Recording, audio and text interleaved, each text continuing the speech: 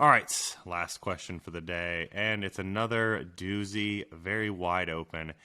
Comes from Landon Rush. Landon asks, what is the role, or how big of a role does being a hyper-responder or having elite genetics dictate like your end result, your end point? I think this is something that people talk about a lot. The people that you see up on the Olympia stage, the ones that you see winning the 100-meter dash at the Olympics, all of that. How much of a role do genetics play? And then how much of a role does being a hyper-responder to training play? Number one thing that I would throw out there for the person who asked this question, or anyone who's really interested in this, is read the book The Sports Gene by Epstein, and you'll get a really, really lengthy look into genetics, responders to training, variables, things like that. But go ahead, folks. Can I just say, if you don't have good genetics, don't even bother. No, but seriously, like the question is kind of funny, right? Like how much of a role does being a high responder play? Fucking everything. If you're a high responder, like you, right? Like that is everything. That the biggest difference, the biggest role that anything could possibly, you know. I think it separates everybody from when I explain this. When I explain this question to people, I break it down into like 4 quadrants. So there is the very unfortunate short straw of all short straw quadrants, and that is low baseline, someone who's not very genetically gifted, and a low responder to training. They could train perfectly, as hard as possible, for the rest of their life, and probably never even reach mediocrity, which is very sad to think about. On the other side of that, across from that quadrant, is the low baseline, high responder. So not very genetically elite, not a good starting point, but they respond well to training. They're probably going to reach mediocre, maybe slightly above that, slightly above average. You then have your high baseline, low responder to training, the genetically very gifted, but they don't respond to training very well. These are the individuals that like will be your high school all-star. They'll make it to college, but that's when they'll kind of fizzle out. And then you've got the LeBron Jameses, the Tiger Woods, the Usain Bolts of the world, who are high baseline, high responder. They started genetically as elite as it gets, and they responded extremely well to training, and that's why they're the best to ever do it. Maybe even drugs too. Throw in some drugs there. Yeah. So when you throw PEDs into the equation, you can actually see some quadrant shifting as well. But even with probably all the PEDs in the world, and you'll see these guys at the local bodybuilding shows, the low baseline, low responders, you throw high PEDs into that quadrant, and they're like, cool, I won my class at this local show. I will say I have seen some people go from like, wow, this isn't for you, to like the now elite of the elite. That is rare, but I've seen it, you know. Name names, because I don't believe it. I probably shouldn't name a name, but yeah, it was somebody that became a pro. And then, I mean, dude, what about I don't know this guy's full circle. What was the guy that got kidney disease? Nick Tong? No. He was pretty famous. Was it Evan? No, it wasn't Evan. He has that crazy transformation that everybody lost their minds over. He looked like an average competitor, and then he was competing at like the Olympia. He has a kidney issue now? Now he's fine. He's jacked again. He's sponsored under Animal. Really? Yeah. He doesn't compete Fankhauser? Eric Fankhauser? There's a Canadian fellow. I think he's Antoine Vaillant? No. I think that's all of them. That's all. Who's the guy Frank with the giant? McGrath? Frank McGraw with the giant forearms. No, was it? The real It was G6? Evan Centopani, right? Oh, Didn't he then it have was like a Evan. wild transformation? He had a kidney thing for a while, right? He had a I don't think crazy he had a- transformation. I don't remember a kidney thing. Yeah, he dropped out for a while. He got small from it. I don't know. Evan's a cool Something- dude. I like Evan. I don't know I what think his Rory's story nice. is, like where his transformation came from, but it was insane. Wasn't it? Whoa. everybody is there? going to watch this and just be like, you have no idea what the fuck you're talking about. I think Evan probably had some underlying good genetics there. I don't know. Yeah. I don't know if we can chalk that one all up to. You know what? I'm thinking of the Enhancements. wrong dude. I'm thinking of the total. It wasn't him. Fuck. Okay. I'm going to makes figure more that out sense. one of these days. Can we delete that part of the podcast? This is just embarrassing. Hey guys, act like you didn't even hear that. Do you have like the Men in Black like memory wipe thing that we can use on these people? I don't remember who it was, but it was a coach at UCF, and I was talking with him about like speed training, and he told me if you want ponies, don't recruit donkeys. And for some reason, that has stuck with me for so long. He's like, if you want fast players, you got to recruit the fast kids. You don't go out and buy a donkey and take it to a horse race and be like, what the hell?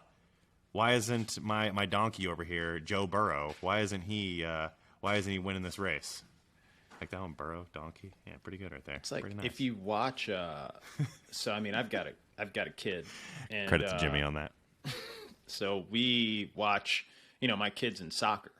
Or he's tried a number of different things. And He's a baller, just- by the way. I see him He's out not there. He's bad. weaving. He's real fast. But you can see almost when they're like 3 years old, you can kind of see the kid where you're like, oh, that's the kid. Like, that's the kid. You just watch his feet move and you're like, oh, he's just fast, or he seems super coordinated. And it just goes to show like that starts to express itself sometimes pretty early. But sometimes you don't get it until late. I mean, sometimes you don't see kids that are, really athletic until they hit high school and they kind of get through that first sort of awkward phase and they get through, the growth spurt and all that stuff. And then they're the late bloomers. But genetics it's everything, and it's everything. And it expresses itself not just in athletics, but just in general, just anything in general. Just pick something and go, why is this person good at it? There's probably a good chance that it's mostly genetics, and a lot of it's going to be work ethic. And I think people really obsess. Do I have the genetics for it? Am I a hyper-responder? Like, am I going to get... And it's like these... Like, that ship has set sail, and you are on board, and it's going wherever it wants to, and you are not in control of this anymore. So if your passion behind bodybuilding, weightlifting, whatever your endeavor is being curtailed or is rooted in like, do I have the genetics for this? You might want to pick something that you enjoy a little bit more, because I always tell people this, like, if you had the genetics to be one of those elites, you wouldn't be asking me if you had the genetics to be one of those elites. It would have made itself very, very apparent by now. I think a lot of people mistake genetics for hyper-responsive results. I think people think they have bad genetics because they're not hyper-responsive. That doesn't mean their shape of their musculature or anything is poor genetically. They think because they lift, do whatever, they don't respond as fast, they think they have bad genetics. Yeah, that genetics kind of dictates the starting point, right? Like we did the podcast with Coach Storms from UCF, and he was showing us a picture of like a 17-year-old. No, he wasn't 17. He was like 15. He was a high school freshman, and he was like 6'2", 235, and he was pretty lean. And the kid had never lifted a weight in his life. It's like that right there that's genetics. Now, how well that guy responds to training, which is probably going to be really well, is going to be the hyper or non-responder to training. The book, Sports Gene, has a chapter, I think it's the second chapter in the book. It's called A Tale of Two Jumpers. And it follows a gentleman from Sweden who trained for high jump his entire life, and then a Bahamian who trained for 6 months and broke his world record. So there's one guy who trained for 15 years to set the world record, a guy who trained for 16 months and broke his world record in basketball shoes. The guy who broke the world record in basketball shoes never jumped higher than he did that day. So he was just born with that ability, whereas the other individual slowly responded to training better and better and built it up. So there's kind of two camps that you can be in there. I think, Ryan, I think you and I talked about this forever ago. You know, kind of when you notice whether or not you have the genetics or not, you can kind of compare yourself to your friends. And a lot of us probably went to the gym the first time with other people. Like when I got started, it was like 4 of my buddies and me went to the Bally Total Fitness all together. And then I would just look at how everybody else was progressing, and I'd be like, oh, so I put on like 20 pounds. How much you guys put on? They're like, oh, like 3 or 4. And I'm like, oh, okay. This is weird. And I think it's that you can kind of compare yourself to everybody. It's weird because when you first get started, you are comparing yourself to everyone else. But at the end of the day, even that might be kind of a poor gauge of progress, because who knows what's going on. Like, all your friends might have terrible genetics. You might just have average genetics. So it's really tough to determine whether or not you're a hyper-responder. But if you're 6'10" and you're 14 years old, genetics are on your side to either play basketball or be an offensive lineman. That's genetics. It doesn't matter if you're a hyper-responder or not. You've got a giant skeleton. Congratulations. You're probably going to make millions. Start hooping. Start hooping ASAP. I had that same thing when I was a kid. Went to the gym. I had probably been training for like 2 years at this point.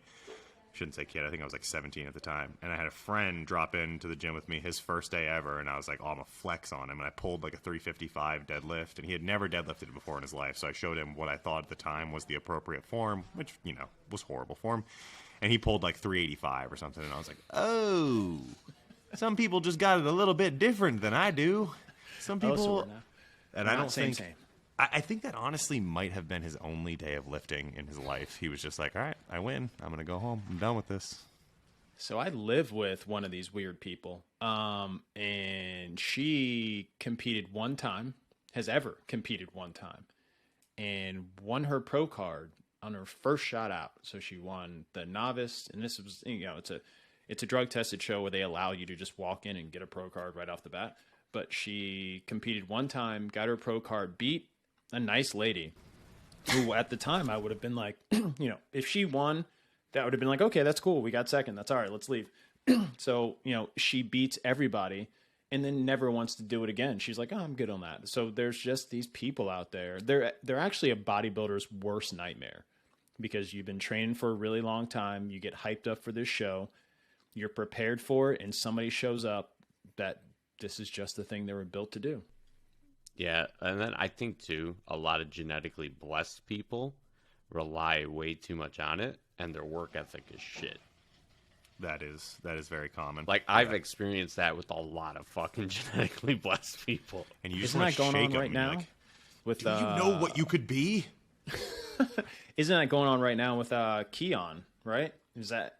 Can we assume that that's what's going on? He just has amazing genetics, but there might be some shortcomings there when it comes to work ethic, or just I wouldn't doubt it. The mental fortitude to just stick to the plan. I've heard. Yeah, and I think they just rely way too much on what they were blessed with, and they think it can, outwork their poor work ethic. All right, Landon, I hope that answers your question on hyper-responders and genetics. You, sir, have got both going for you, you big, handsome man. Folks, that's going to wrap up another Q&A episode of the GPP. It's been fun, as always. Guys, thanks for hanging out with me. If you are watching this video right now and you haven't done so already, drop that like, that comment, that subscribe. Let us know how much you love us. Paul just left. We'll see you on the next one. And stay gifted. Someone say bye for him. Bye.